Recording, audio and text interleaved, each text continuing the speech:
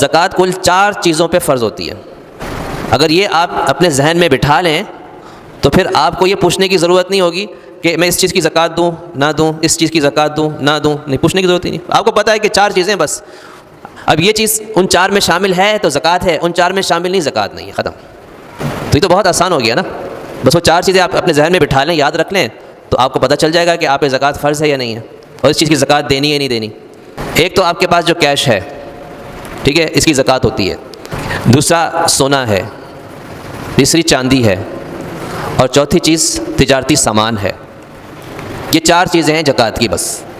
اس کے علاوہ جو زمین کی پیداوار ہوتی ہے اس میں عشر ہوتا ہے، وہ گویا کہ زمین کی زکوٰۃ ہے، اس پیداوار کی زکوٰۃ ہے.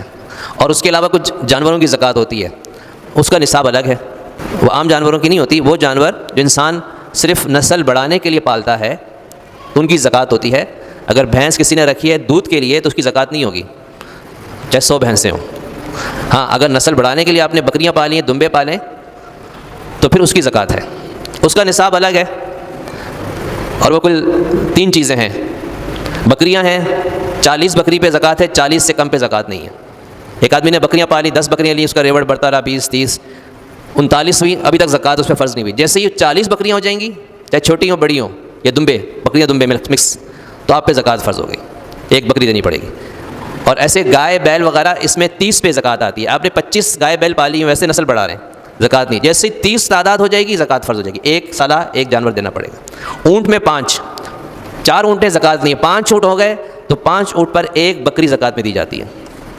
اس کے علاوہ جو میں نے کہا کہ 4 طرح کے اموال ہیں. آپ صلی اللہ علیہ وسلم کے زمانے میں ان 4 میں سے 3 چیزیں ہوتی تھیں، کیونکہ اس زمانے میں کرنسی نوٹ نہیں تھے. ہاں سونا ہوتا تھا، چاندی، یہی سونا چاندی کرنسی تھا اس زمانے کی. اور اس کے علاوہ تجارتی سامان ہوتا تھا. لیکن اس زمانے میں چونکہ یہ کرنسی نوٹ، اس کی ابتدا تو ہوئی تھی ایک رسید کے طور پہ کہ یہ جو سونا ہے اس کی رسید ہے. یہ تو حقیقت میں یہ ثمن، یہ مال نہیں ہے بلکہ ایک رسید ہے، لیکن اب اسی پر ہی سارا کاروبار کا دار و مدار. تو اب یہ 4 چیز ہو جائیں گی زکوٰۃ کی. کرنسی ہے، سونا ہے، چاندی ہے، تجارتی سامان. تجارتی سامان کا مطلب یہ ہے کہ جو سامان آدمی بیچنے کی نیت سے خریدتا ہے اور اب تک اس کی نیت یہی ہے کہ میں نے اس کو بیچنا ہے، تو اس چیز کی زکوٰۃ فرض ہے.